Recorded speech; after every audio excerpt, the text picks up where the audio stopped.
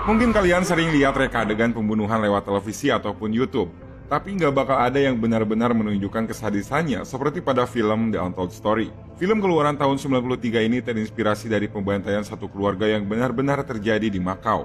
Selama film, kalian bakal melihat kisah dari seorang psikopat yang di luar kesannya baik tetapi punya sifat pendendam. Bahkan sampai gini guys, si korban yang udah dibunuh terus dagingnya diolah jadi makanan dan setelah itu dikasih gratis ke polisi-polisi yang lagi nyari pembunuhnya. Gila nggak tuh guys?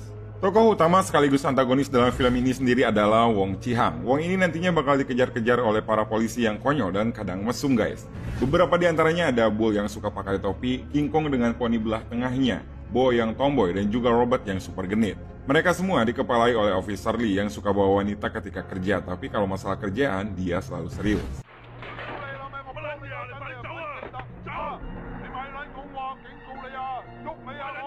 Film ini dimulai di tahun 78, tepatnya di Hong Kong. Ada dua orang yang berdebat soal uang. Pria yang pakai baju warna hitam ini kayaknya nggak mau ngasih pinjaman ke temannya gara-gara dia belum bayar hutang yang sebelumnya. Lalu karena nggak terima, dia akhirnya ngebunuh pria dengan baju hitam tersebut. Disinilah kita dikenalin sama karakter Wong Chi-hang yang nggak cuma ngebunuh, tetapi juga ngebakar temannya hidup-hidup. Supaya kejahatannya nggak tercium dan dia bisa bebas, akhirnya Wong memutuskan untuk mulai hidup baru di Makau. Singkat cerita, film pun beralih ke masa kini. Entah gimana si Wong bisa selamat dan aman, yang pasti bukan urusan kalian.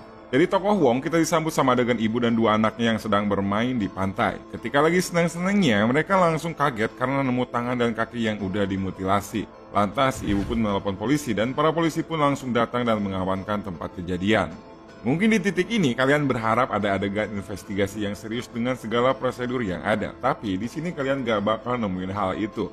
Malahan, kehadiran detektif-detektif ini justru terkesan pada males semua. Ketika mereka berempat datang ke TKP, nggak ada yang mau untuk melihat barang bukti karena mereka mager buat ngurusin soal potongan-potongan tubuh. Semuanya saling nunjuk, hingga akhirnya Bola yang disuruh karena dia yang paling junior. Kegoblokan mereka ini malah makin kelihatan ketika atasan mereka yaitu Officer Lee datang untuk menyelidiki TKP bersama seorang gadis cantik. Ketika Lee sedang melihat bagian mayat yang udah busuk tersebut, Robert justru curi kesempatan buat ngerayu gadis yang datang bareng Officer Lee. Namun aksi Robert rayu-rayu ini gak lama guys, karena atasannya nyuruh dia untuk bawa barang bukti ke kantor polisi. Setelah tingkah kocak dari para polisi tadi, kita beralih ke karakter Wong yang sekarang punya restoran di Makau. Di restoran ini, ia dibantu oleh seorang karyawan bernama Pearl. Meski kelihatannya nggak ada apa-apa, namun restoran dengan nama Egg Immortal ini punya masa lalu yang sangat berdarah-darah. Nanti kita bakal bahas ini guys. Wong sadar kalau Pearl sendiri nggak bisa melayani pelanggan dengan maksimal, makanya dia membuka lowongan pekerjaan yang dia tempel di depan restoran. Gak lama setelah lowongan ditempel, ada seorang pria yang melamar yaitu Ahmad. Dia pun diterima setelah diwawancarai kecil-kecilan. Selain datangnya Ahmad, restoran Wong juga kedatangan surat yang ditujukan buat pemilik lama restoran Egg Immortal yaitu Cheng Lam. Tanpa sebab yang pasti, akhirnya Wong langsung merobek surat tersebut tanpa membacanya. Sebenarnya ada apa nih guys? Kita lanjut lagi. Ngomongin soal pemilik, ternyata Wong belum memiliki restoran Egg Immortal ini secara legal. Makanya dia datang ke seorang pengacara untuk mengesahkan kepemilikannya. Namun si pengacara nggak mau karena dalam kasus seperti ini, pengesahan harus dihadiri oleh pemilik lama dan pemilik baru. Jadi Wong bilang Cheng Lam nggak bisa hadir karena dia tiba-tiba pergi setelah menjual restorannya. Ya akhirnya si pengacara juga nggak bisa ngapa-ngapain.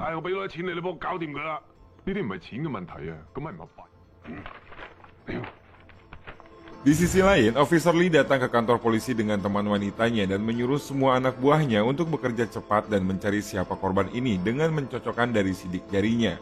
Dan setelah itu, Bo dan King Kong pun pergi untuk mengambil sampel sidik jari dari mayat yang mereka temukan di pantai tadi. Karena baunya yang benar-benar menyengat, mereka pun sampai harus nutup hidung dan juga nutup mata. Bahkan salah satu jarinya ada yang terputus dan singkat cerita setelah itu mereka pun berhasil menemukan identitas dari mayat tadi. Setiap malam ada kebiasaan Wong bermain mahjong dan di sini dia jago banget main sampai dapat banyak uang. Tapi ternyata Wong selalu curang saat main dan kecurangan itu dilihat sama karyawannya yaitu Ahmad. Sampai-sampai Wong memarahi Ahmad karena nggak terima ditegur main curang. Keesokan harinya tiba-tiba ada surat yang datang lagi. Cuma kali ini surat itu datang ke kantor polisi. Pas dibuka sama Robert, surat yang berasal dari Cina itu berisi permintaan seseorang untuk mencari saudaranya. Si pengirim surat itu khawatir karena saudaranya itu Cheng Lam udah nggak pernah ngirim uang lagi ke orang tuanya. Di saat yang bersamaan, Officer Lee datang untuk meninjau kerja anak buahnya. Bo langsung datang dengan bangga ngasih tahu soal identitas sang mayat. Dia merupakan Chang Lai-chun, yaitu ibu mertuanya Cheng Lam. Tapi bukannya dipuji oleh Officer Lee, dia justru dimarahin karena nggak langsung pergi ke rumahnya untuk nyari petunjuk. Tapi intinya, surat dan mayat itu tentu punya satu kesamaan, yaitu ada hubungannya dengan Cheng Lam. Di sisi lain, Wong di sini masih kekeh ingin memiliki restoran Cheng Lam. Dia pun kembali ke kantor pengacara dengan bawa kartu identitas Cheng Lam dan istrinya. Dan seperti yang bisa ditebak, si pengacara ini masih aja kekeh gak bisa nolong Wong. Wong yang udah kehabisan akal pun mencoba untuk menyogoknya, tapi semua itu gak berhasil. Dari kantor pengacara, akhirnya Wong pun langsung pulang ke restorannya. Namun tiba-tiba dia dikagetkan dengan pemandangan Ahmad yang lagi ngomongin soal kecurangannya sama Pir. Mereka pun sadar ternyata ada Wong dan mereka langsung berpura-pura ngomongin yang lain. Namun kelihatan Wong udah tahu dan si Wong ini makin dendam sama si Ahmad. Malam pun tiba dan restoran pun tutup. Ketika si Ahmad ini lagi membereskan kasurnya, tiba-tiba si Wong langsung nancepin sumpit ke matanya sampai si Ahmad kesakitan dan tersungkur. Ahmad gak mau menyerah nih guys dan langsung meraih kaki Wong dengan erat. Wong dengan dendam yang berapi-api memukul kepala Ahmad lebih keras lagi sampai dia mati. Karena tangan Ahmad masih tersangkut keras di kakinya, supaya lepas Wong pun akhirnya memutilasi tangan Ahmad dengan pisau daging miliknya. Di sini kita bisa lihat kalau Wong adalah seorang psikopat pembunuh berdarah dingin. Wong udah belajar dari pengalaman-pengalaman sebelumnya dalam membunuh orang, makanya agar jasad Ahmad gak ditemukan, ia akhirnya memutuskan untuk diolah dagingnya. Dari isi perut hingga lemak semuanya diolah sama Wong untuk dijadikan daging bakpao di restorannya. Untuk menghilangkan sisa tulangnya, Wong sendiri udah punya solusi, yaitu menggabung tulang Ahmad dengan sampah rumah. Keesokan harinya ternyata ada surat lagi yang datang, dan surat itu datang dari Chang Yi yang menanyakan kembali soal Cheng Lam untuk kesekian kalinya. Officer Lee yang baca surat ini jadi makin curiga sama Wong Chi-hang dan akhirnya nyuruh Bo, Kong sama Robert buat pergi ke restorannya.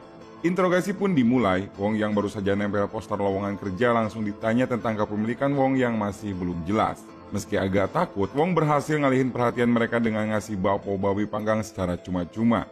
Dan mereka nggak tahu ya kalau ini isinya adalah daging manusia, yaitu si Ahmad yang tadi malam dibunuh. Setelah itu ada satu lagi kekhawatiran Wong, yaitu si Pearl. Dia curiga Pearl ngomong macam-macam soal dirinya ke Bo, meski pada kenyataannya dia nggak ngomong apa-apa. Di hari itu juga malamnya restoran tutup dan Pearl berniat untuk bicara ke Wong soal sesuatu. Dia ternyata ingin berhenti kerja untuk merawat ibunya. Awalnya Wong membolehkan, tapi ternyata itu cuma bohong guys. Di sisi lain jiwa psikopatnya justru kembali berulah. Berbeda dengan Ahmad yang langsung dihabisi sama Wong, untuk kasus ini dia main-main dulu sebentar dan ngebiarin dia lari-lari lalu diperkosa sampai puas. Setelah secara paksa memuaskan hasratnya, dia pun langsung memasukkan sekepok sumpit ke lubangnya sampai dia mati. Anjing, ngilu banget di sini guys. Keesokan harinya, Bull bertanya-tanya soal Cheng Lam ke salah satu pelanggan setianya yang merupakan penata rambut atau tukang cukur ya guys. Meski dia nggak tahu kemana perginya Cheng Lam, tapi tukang cukur ini ternyata tahu kalau Cheng Lam punya saudara bernama Cheng Pon yang lagi di penjara. Informasi ini Bull kasih tahu ke Officer Lee dan bersamaan Kong juga bilang kalau pemilik sah restorannya masih tetap Cheng Lam. Selain itu, Bo juga dapat info kalau anak-anak Cheng Lam udah lama nggak masuk sekolah dan menghilang secara tiba-tiba. Dari sini Officer Lee sudah merasa benar-benar ada yang aneh dengan restoran itu, termasuk curiga dengan pemiliknya yang sekarang yaitu si Wong. Dan dia pun mengajak anggotanya untuk menemaninya datang langsung ke restoran itu. Kedatangan polisi buat kedua kalinya ternyata bikin Wong grogi, apalagi ketika Bull nanya soal kemana perginya Pearl. Officer Lee yang jago soal interogasi pun langsung mengajak Wong ke atas untuk melihat-lihat, dan seperti dugaannya Wong masih menyimpan banyak sesuatu soal keluarga Cheng Lam. Tapi tetap saja Wong punya 1000 alasan untuk menghindarinya, dan di sini dia masih tetap aman. Untuk mencari barang bukti lebih, Officer Lee langsung menugaskan anak buahnya untuk memata-matai restoran Wong. Dari sini, Wong udah makin terpojok dan merasa harus cepat bertindak. Akhirnya, dia buru-buru menutup tokonya dan langsung membuang semua bukti-bukti yang Officer Lee tadi lihat, termasuk KTP dan barang-barang penting lainnya yang berkaitan dengan Cheng Lam. Bo dan teman-temannya yang sedang memata-matai melihat si Wong keluar untuk membuang barang bukti. Setelah membuang bukti-bukti itu, akhirnya Wong berusaha untuk melarikan diri. Officer Lee yang tahu soal hal ini langsung menyuruh anak buahnya untuk berpencar. Bo dan Robert disuruh mencari sampah yang dibuang oleh Wong tadi, sedangkan Lee bersama King Kong dan Bull mengejar Wong yang ingin kabur. Setelah berhasil menemukan Wong di pelabuhan, Wong pun ditangkap dan dibawa ke kantor polisi untuk dimintai keterangan lebih lanjut. Untuk pembunuh seperti Wong, dimintai keterangan dengan cara baik-baik adalah hal yang nggak mungkin. Cuma dengan kekerasan jalan satu-satunya. Wong yang babak belur pun berusaha kabur dan menjadikan tubuhnya sebagai senjata, yaitu pura-pura jadi korban kehadapan media. Hal ini membuat reputasi kepolisian jadi buruk sehingga mereka nggak bisa ngapa-ngapain lagi. Dan untungnya di sini, Officer Lee punya ide yang cukup cemerlang, yaitu dengan memasukkan Wong ke dalam penjara yang satu tempat dengan saudara Cheng Lam, yaitu Cheng Pon. Cheng Pon yang tahu hal ini tentunya sangat dendam dan berusaha untuk membalasnya, dan yang terjadi, Cheng Pon dan anak buahnya langsung menganiaya Wong tanpa ampun. Badan Wong dihajar habis-habisan sampai rusak dan gak karuan. Selain luka luar, bagian dalam badannya juga luka parah sampai dia kencing darah. Daripada disiksa terus sama gengnya Cheng Pon, Wong mutusin buat bunuh diri dengan cara menggesekkan pergelangan tangannya ke tempat sampah. Dan meski kehilangan banyak darah, hampir mati, para dokter pun akhirnya berhasil menyelamatkannya. Mental Wong ternyata bener-bener gak goyah dan kuat banget guys. Bahkan ketika udah babak belur dan dirawat di rumah sakit, dia pun masih sempat menyandra salah satu perawat dengan harapan bisa kabur. Wong yang benar-benar kuat ini harus dilumpuhkan dan dibikin ngaku dengan cara yang lebih sadis lagi. Caranya adalah dengan menyuntikkan zat kimia yang bikin dia teler selama 3 hari dan diganggu terus-terusan sampai gak dibiarin bisa tidur.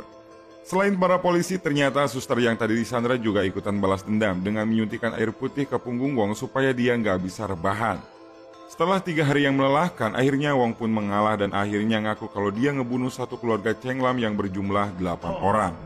Dari pengakuan Wong, kita langsung beralih ke flashback di mana Wong masih bekerja di restoran Cheng Lam. Awalnya, ketika mereka bermain mahjong, mereka tidak mau membayar kemenangan Wong. Karena Cheng Lam tahu Wong bermain curang. Dari situlah percekcokan semakin panas sampai akhirnya Wong memukul kepala Cheng Lam dengan botol. Gak cuma itu, dia juga mengikat Cheng Lam beserta semua anggota keluarganya. Istri Cheng Lam juga terpaksa mengikat anak-anaknya sebelum dia sendiri akhirnya diikat oleh Wong. Dan dari sini kalian mulai melihat adegan yang jauh lebih sadis dari 3 adegan pembunuhan sebelumnya. Pasalnya nih guys, korban di sini adalah anak-anak dan mereka bakal dibantai dengan cara yang benar-benar sadis. Salah satu di antaranya adalah sampai dipenggal kepalanya. Dan faktanya ini cerita nyata guys. Kalian bayangin aja, kesadisan itu semuanya benar-benar terjadi. Wong pikir dia udah beres setelah membantai Cheng Lam dan keluarganya, namun ternyata dugaannya salah. Ibu mertua Cheng Lam yaitu Chang Lai Chun justru pingin datang ke rumah Cheng Lam buat menjenguk cucunya yang lagi sakit. Karena ini adalah salah satu pembunuhan pertamanya di Makau, Wong terkesan terburu-buru dalam menyingkirkan mayat korbannya. Alhasil, tangan dan kaki Chan yang ia buang di pelabuhan justru menjadi awal dari nasib buruknya. Nah, ini yang tadi ditemuin di pantai nih guys.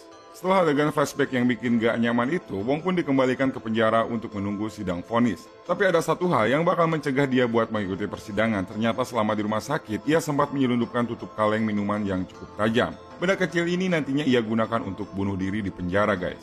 Supaya nggak ketahuan, ia sudah bersiap-siap dengan menyiapkan banyak selimut. Masuk akal sih ya, karena selimut-selimut itu nantinya bakal menahan darah Wong supaya nggak menetes. Dan iya, seperti cerita aslinya, The Untold Story berakhir dengan sang pelaku yang berhasil bunuh diri di dalam penjara.